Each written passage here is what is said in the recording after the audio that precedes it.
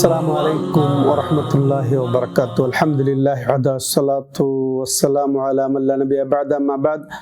সম্মানিত দর্শক ও শ্রোতা মণ্ডলী, শুরু করতে যাচ্ছি আমাদের ধারাবাহিক হজ সিরিজ 12। তো এ পর্বে যে গুরুত্বপূর্ণ বিষয় থাকছে তা হচ্ছে জিলহজ মাসের 10 তারিখ। তো জিলহজ মাসের 10 তারিখ অতি গুরুত্বপূর্ণ। একে বলা হয় হাজ্জুল আকবার, মানে এতে হাজিদের সবচেয়ে বেশি কাজ করা হয়, এই জন্য একে বলা হয় হাজ্জুল আকবার। ইয়ামুন নাহারও বলা হয়, অর্থাৎ কুরবানির দিন বা হজের হাদি জবাইয়ের দিন। তারপরে ইয়ামুল ঈদ হচ্ছে এটি, যেটি মাশাআল্লাহ যারা হজে যাবেন না তারা ঈদ আদায় করবেন। তো এটা হচ্ছে আজামুল আইয়াম, সবচেয়ে মহান দিন। যত দিন আছে দুনিয়ার মধ্যে বছরে, তার মধ্যে মহান দিন হচ্ছে এটি, অতি গুরুত্বপূর্ণ। আসেন যারা হাজি সাহেব আছেন তারা, এবং যারা হজে যাবেন না তাদের জন্য রয়েছে এর মধ্যে অনেক গুরুত্ব। তো আসেন এই হাজি সাহেবদের জন্য এই দিনে কি এত আছে যার কারণে একে হজ্জুল আকবার বলা হয় বা বড় হজ বলা হয়। তো বড় হজের দিন বলা হয় যে এই দিনে হাজি সাহেবরা প্রথমে করবেন কি, পাথর মারবেন, তারপরে কুরবানি দেবেন, তারপরে মাথা নেড়ে বা ছোট করবেন, তারপরে তোয়াব করবেন, সাই করবেন। 5টা বড় বড় কাজ। আসেন আমরা অতি সংক্ষেপে 5টা কাজের বর্ণনা শুনবো। তো আসলে যে হাজি সাহেব আরাফায় 9 তারিখ দিন অবস্থান নিয়ে তারপরে ওই দিবাগত রাত মুজদালেফায় রাত্রি যাপন করবে, তাই না? এরপরে তারা ধীরে সুস্থে কোথায় পৌঁছবেন? মিনাতে পৌঁছবেন। মিনাতে গিয়ে তাদের প্রথম কাজ যেটা হবে সেটা হলো এখন মিনাতে যাওয়া, মুজদালেফা রাত্রি যাপন করে মিনাতে যাওয়া কখন, এটা আমরা জেনেছি ইতিপূর্বের পর্বে। তারপরেও স্মরণ করিয়ে দেওয়ার জন্য বলছি যে মুজদালেফা রাত্রি যাপন করার এরপরে মিনায় গমন করার আসল টাইম হচ্ছে যে সূর্য ওঠার পরে। কিন্তু জায়েজ আছে কাদের জন্য? জায়েজ আছে যারা আসলে অসুস্থ, যারা শিশু, নারী, বৃদ্ধ, এবং তারপরে যারা দায়িত্বপ্রাপ্ত এরকম যারা থাকবে তাদের, এবং তাদের সাথে যারা সঙ্গী থাকবে তাদের জন্য জায়েজ আছে। বাকি থাকলো স্বাভাবিক ওজর ছাড়া যারা, তাদের জন্য উত্তম টাইম আমরা এখন বলবো ইনশাআল্লাহ। এরপরে আমরা প্রথমে যে 10 তারিখে মিনাতে প্রথম কাজ হবে যে পাথর নিক্ষেপ করা, জামরায়ে আকাবা বলা হয়, যেটা একেবারে মক্কার সন্নিকটে যে জামরা, বড় জামরা নামে প্রসিদ্ধ। সেই জামরাতে প্রথম কাজ হবে পাথর মারা। তো আসেন, তো এই পাথর মারার আমরা পদ্ধতিও শুনবো। আর এই পাথর মারার উত্তম টাইম হচ্ছে যে সূর্য উঠে যাওয়ার পরে ইশরাকের টাইম বা চাঁদের টাইমে, এটা হচ্ছে উত্তম টাইম। এরপরে শেষ কোন পর্যন্ত? শেষ আপনি ফজর পর্যন্ত, ওই দিবাগত রাত ফজর পর্যন্ত আপনি পাথর মারতে পারবেন, এতে কোনো সমস্যা নেই। তো এর মধ্যে জায়েজ হচ্ছে যে আপনি ফজর পরে মারতে পারেন, এটা হচ্ছে জায়েজ। ফজর আগে জায়েজ নেই, তবে ওই যে বললাম যাদের ওজর আছে তারাই শুধু ফজরের পূর্বে মারতে পারবেন। যেমন হাদিসে আয়েশা রাদিয়াল্লাহু আনহা বর্ণিত হাদিস যে রাসূলুল্লাহ সাল্লাল্লাহু আলাইহি সাল্লাম উম্মে সালামাকে পাঠিয়ে দিয়েছিলেন যে মধ্যরাতের পরেই, এরপর উম্মে সালামা গিয়ে তিনি পাথর মেরেছিলেন। ওই হাদিসের ভিত্তিতে যারা ওজরগ্রস্ত তারাই শুধু ফজরের আগে মারবেন, ফজরের পরে মারা জায়েজ, কিন্তু সূর্য উঠে যে এই চাঁদের টাইমে ওটা হচ্ছে উত্তম। শেষ টাইম কখন বললাম? যে ফজরের পূর্ব পর্যন্ত। তো এই হচ্ছে টাইম। এখন পদ্ধতি কি, পাথর মারার পদ্ধতি? আমরা যে বড় জামরাই আজকে শুধু 10 তারিখে বড় জামরায় পাথর মারবো, এর পদ্ধতি হচ্ছে যে একটা একটা করে মারবো, প্রতিটাতে মারার সময় আল্লাহু আকবার বলবো। এরপরে এটা আমি নিশ্চিত হব যে পাথর যে একেবারে এতে হাউজে পড়ছে, এটা আমরা নিশ্চিত হব। হ্যাঁ, নিশ্চিত হওয়া ছাড়া যেন এমনি এমনি মেরে না দেয় যে পিলারে লেগেছে বা হাউজে ওয়ালে লেগেছে, হ্যাঁ, চটকে গেলে সেটা কিন্তু গণ্য হবে না। অর্থাৎ নিশ্চিত হবে পড়াটা, মারাটাই যথেষ্ট না, এটা আমাদেরকে লক্ষ্য করতে হবে। এটা মারতে হবে, হাউজে গিয়ে রেখে দেওয়া এটা কিন্তু যথেষ্ট নয়। সামান্য দর্শক ও শ্রোতা মণ্ডলী, এখানে যদি কারো সন্দেহ জাগে যে আসলে 6টা মারলাম না 7টা, তাহলে নিশ্চিত কোনটা 6টা ওটাই গণ্য করে আপনি 7মটা পূর্ণ করবেন। তবে এটা অভ্যাস বানিয়ে নেওয়া যাবে না, যাতে শয়তান সুযোগ পায়, এটা ওয়াসওয়াসা জেগে যায়। হ্যাঁ, তারপরে আমাদের যে বিষয়টা লক্ষ্য করতে হবে যে আমরা মাশাআল্লাহ যে আল্লাহুম্মা লাব্বাইকা হাজ্জান বলে যে তালবিয়া শুরু করেছিলাম 8 তারিখে, ওই তখন থেকে তালবিয়া আমাদের চলতেই ছিল। কখন বন্ধ হবে? এই যে পাথর মারলাম 10 তারিখে যে আমরা আকাবায়, এই পাথর মারার আগ পর্যন্ত এই তালবিয়া আমাদের চলমান থাকবে। যেমন ফজল ইবনে আব্বাস রাদিয়াল্লাহু তাআলা আনহুমা থেকে বর্ণিত, কুনতু রাদিফান নবী সাল্লাল্লাহু আলাইহি সাল্লাম মিন জামইন ইলা মিনা ফালাম ইয়াজাল ইউলাব্বি হাত্তা রামাল জামরাতাল আকাবা। এই হাদিসে এটাই বলা হচ্ছে যে ফজল ইবনে আব্বাস রাদিয়াল্লাহু তাআলা আনহু বলছেন যে আমি রাসূলুল্লাহ সাল্লাল্লাহু আলাইহি সাল্লামের সাথে এই মুজদালিফা মিনাতে ছিলাম, তিনি ততক্ষণ পর্যন্তই তালবিয়া পড়ছিলেন যতক্ষণ তিনি জামরায়ে আকাবা পাথর না মারেন। তাই আর কি এখন পাথর, এখন এই জামরায়ে আকাবায় পাথর মারার জন্য বা পরবর্তী 3 দিনের পাথর মারার জন্য পাথরটা আমরা কোথা থেকে নেব, এটা আমাদেরকে বুঝতে হবে। আসলে আমরা অনেকেই মনে করি মুজদালিফা থেকেই নিতে হবে, না, এটা কিন্তু নয়। এখানে নির্ধারিত কোনো জায়গা নাই পাথর নেওয়ার বা তো সেই হিসেবে আপনি যেখান থেকে নিতে পারেন সুযোগ হয় নিবেন, কিন্তু আমি নিজেকে বাধ্য করে নিব না যে মুজদালিফা নিতে হবে, প্রথমে এসে আমাকে পাথর টোকাতে হবে, এটা কিন্তু নয়।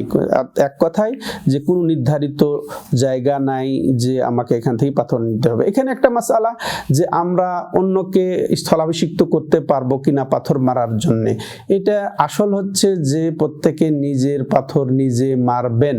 হ্যাঁ, এটাই, অন্যকে স্থলাভিষিক্ত করা জায়েজ নেই ততক্ষণ পর্যন্ত যদি একান্তই ওযর থাকে, অসুস্থ থাকে, যেমন মেয়েদের পেটে বাচ্চা, এ ধরনের বয়স্ক, এমন বয়স্ক ছোট সম্ভব হচ্ছে না, এরকম হলে তার বদলে পাথর মারা জায়েজ হবে। এই পাথর, এটা হচ্ছে শেখ মোহাম্মদ উসাইমিন রাহিমাহুল্লাহর ফতোয়া। পাথরের ধরন কিরকম হবে? পাথরের ধরন হবে বুটের দানা, কাবলি বুটের দানা এই পরিমাণ। যেমন হাদিসে জাবেরে এসেছে যে মিসলা হাসাল খাজ, যে সেটা প্রায় বলা যায় যে কাবলি বুট যেটা এত বড়, ওই পরিমাণ। এর ক্ষেত্রে আমাদের বাড়াবাড়ি করা যাবে না। যেমন রাসূল সাল্লাল্লাহু আলাইহি ওয়াসাল্লাম ইয়াকুম ওয়াল গুলু, যে তোমরা খবরদার বাড়াবাড়ি করো না। এখন আরেকটা মাসআলা, আমরা মনে করি শয়তানকে পাথর মারি, না, এরকম কিন্তু নয়, বিষয়টা এরকম নয়। শয়তানের সাথে এখানে পাথর মারার কোনো এখন বর্তমানে সম্পর্ক নেই, বরং বাস জামরাতে পাথর মারা। হ্যাঁ, জামরা বলবো আমরা, জামরাতে পাথর মারা। আর এই 10 তারিখ বলছিলাম শুধু বড় জামরায়, শেষ জামরাতেই পাথর মারা। তো এই হলো প্রথম কাজ, যে পাথর মারা সংক্রান্ত। দ্বিতীয় কাজ, এই যে এই কুরবানির দিন বা 10 তারিখ 10ই জিলহজ, সেটা হচ্ছে কুরবানি করা, বা এটা হাদি বলা হয়। যারা কেরান হজ করবে, যারা তামাত্তু হজ করবে, তাদের জন্য পশু জবাই করা এই দিনে। হ্যাঁ, তাহলে এটা একটা গুরুত্বপূর্ণ বিষয়। আর এর ক্ষেত্রে আমাদেরকে অবশ্যই বলতে হবে, এটার সময় হচ্ছে ওই যে বলছিলাম সূর্য উঠে যাওয়ার পর থেকে নিয়ে, যে চাষের টাইম থেকে নিয়ে পরবর্তী আরো 3 দিন পর্যন্ত আপনি এই পশু জবাই করতে পারেন, জায়েজ আছে। ওই দিনই এই অবস্থায় এটা হচ্ছে উত্তম সময় কুরবানি করার। সম্মানিত দর্শক ও শ্রোতা মণ্ডলী, আর এটা কোথায় করতে হবে কুরবানিটা বা এই পশু জবাই? সেটা হচ্ছে যে হারাম সীমান্তে, মিনাই হচ্ছে উত্তম। এরপর হারাম সীমান্তের যে কোনো জায়গায়, হারামের বাইরে করলে হবে না, অন্য দেশে করলে হবে না, এটা এখানে করতে হবে। সেটা আমি রাতেও করতে পারি, দিনেও করতে পারি, দিনেও এই পশু জবাই করা জায়েজ আছে। তো এই কোনো সমস্যা নাই। তো এরপরে আমরা যেটা বুঝবো, যার কুরবানি পশু নাই বা যে অভাবী, সে জবাই করতে পারছে না, এই হাদি তামাত্তুকারী সে বা কেরানকারী, তখন তার কি হবে? এখানে আল্লাহ রাব্বুল আলামিনের বিধান রয়েছে যে সে যেন একটি জবাই করবে, পশু জবাই করে, একটা ছাগল জবাই করবে, তার হচ্ছে বিধান। আর যদি ছাগল না থাকে তাহলে 3 দিন রোজা রাখবে। 3 দিন সে রোজা রাখবে, অর্থাৎ এই যে কুরবানির দিনের আগে 3 দিন রেখে ফেলবে। না হলে আইয়ামে তাশরিক ওর জন্য জায়েজ আছে। আইয়ামে তাশরিক রোজা রাখা এমনি তো নিষেধ, ঈদের দিন থেকে আইয়ামে তাশরিক, কিন্তু যার পশু নেই জবাই করার, সে রোজা রাখলে ওই আইয়ামে তাশরিক 3 দিন 11, 12, 13 জিলহজ রাখতে পারবেন। তো এটা আর বাকি 7টি তিনি রোজা রাখবেন বাড়িতে ফিরে গিয়ে, হজ থেকে ফিরে গিয়ে, কিন্তু যেটা বললাম সেভাবেই সে রাখবে। হ্যাঁ, এবার আসেন তৃতীয় যেটা আমল, সেটা আমাদের মাথার চুল ছোট বা নেড়ে করা। তো এই ক্ষেত্রে আমাদেরকে অবশ্যই উত্তম কাজটা করতে হবে। রাসূলুল্লাহ সাল্লাল্লাহু আলাইহি সাল্লাম 3 বার দোয়া করেছেন যারা মাথার চুল নেড়ে করবে এই দিনে, হ্যাঁ, কুরবানি করার পরে মাথার চুল নেড়ে করবে এই দিনে, তাদের জন্য 3 বার দোয়া করেছেন। আর 1 বার দোয়া করেছেন যারা ছোট করবেন, যেমন হাদিসে দান নবী সাল্লাল্লাহু আলাইহি সাল্লাম আলিল মুহাল্লিকিনা কাইলান রাহিমাল্লাহুল মুহাল্লিকিনা সালাসা ওয়ালিল মুকাসসিরিনা মাররা, মুত্তাফাকুন আলাইহি, বুখারী মুসলিমের হাদিস। রাসূলুল্লাহ সাল্লাল্লাহু আলাইহি সাল্লাম যারা চুল নেড়ে করবেন, টাক করবেন, তাদের জন্য 3 বার, এবং যারা ছোট করবেন তাদের জন্য 1 বার দোয়া করেছেন। সম্মানিত দর্শক ও শ্রোতা মণ্ডলী, এবার আর চুল ছোট করার সময় আমাদেরকে অবশ্যই ডান দিক থেকে শুরু করাটা উত্তম, এরপরে বাম দিক, যেমন আনাস রাদিয়াল্লাহু তাআলা আনহু বর্ণিত হাদিসে এসেছে। এই গেল চুল ছোট করা বা নেড়ে করা। এবার আমাদের চতুর্থ কাজটা হবে গুরুত্বপূর্ণ, সেটা হচ্ছে তওয়াফ করা। এই তওয়াফকে তওয়াফে ইফাদা বলা হয়, তওয়াফে জিয়ারা বলা হয়, তওয়াফুল হজ বলা হয়। তো এই হজে কিন্তু কোনো ইজতেবা নাই। ইজতেবা বলতে ওই যে কাপড়, যে ইহরামের কাপড় থাকবে না, পুরুষের জন্য ইহরামের কাপড় থাকবে না, যে নিচ দিয়ে যে এই কাঁধে উঠিয়ে দেওয়া, এটা ইজতেবাও থাকবে না। রামাল, দ্রুত চলা, যে প্রথম 3 পাক, এটাও থাকবে না। হ্যাঁ, তাহলে এটা মুক্তভাবে আমরা স্বাভাবিক পোশাকেই, বরং সুগন্ধি ব্যবহার করে আমরা এই তওয়াফ করতে পারবো সিভিল ড্রেসে। এটাই হচ্ছে যে এতে কোনো, যেহেতু এখন এহরাম নাই, আমনি হালাল হয়ে গেছে, ওদের মাথার চুল নেড়ে করে ওটা। এরপরে আমরা 2 রাকাত সালাত আদায় করব এই তওয়াফ করে। তওয়াফের যেটা সিস্টেম, ওই আগেরও সিস্টেমই, আগে যেটা আমরা জেনেছি। তো 2 রাকাত সালাত আদায় করব। প্রথম রাকাতে কুল ইয়া আল কাফিরুন, দ্বিতীয় রাকাতে কুল হুয়াল্লাহু আহাদ, এইভাবে পড়ব।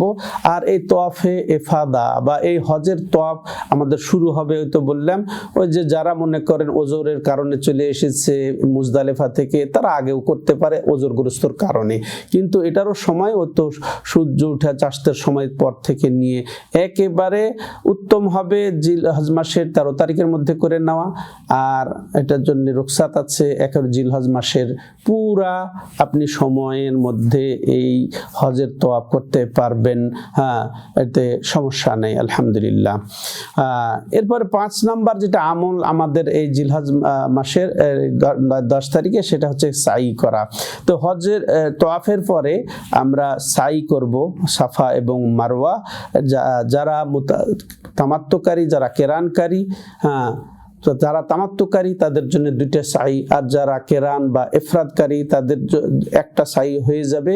যদি তওয়াফে কুদুমের সময় শুধু সাই করে নেয়, প্রথম সাই যখন সে প্রথম ওই যে উমরা হোক বা নিয়তে উমরা সহ হজ, ওই কেরানের নিয়তেই হোক, আর শুধু হজের নিয়তে তওয়াফে কুদুম যদি করে থাকে, বাইতুল্লাহ এসে ওই সময় যদি সাই করে নেয়, তাহলে এই হজের এই দিন অর্থাৎ 10 তারিখে আর তার সাই করতে হবে না, তখন সে তওয়াফ করলে হবে।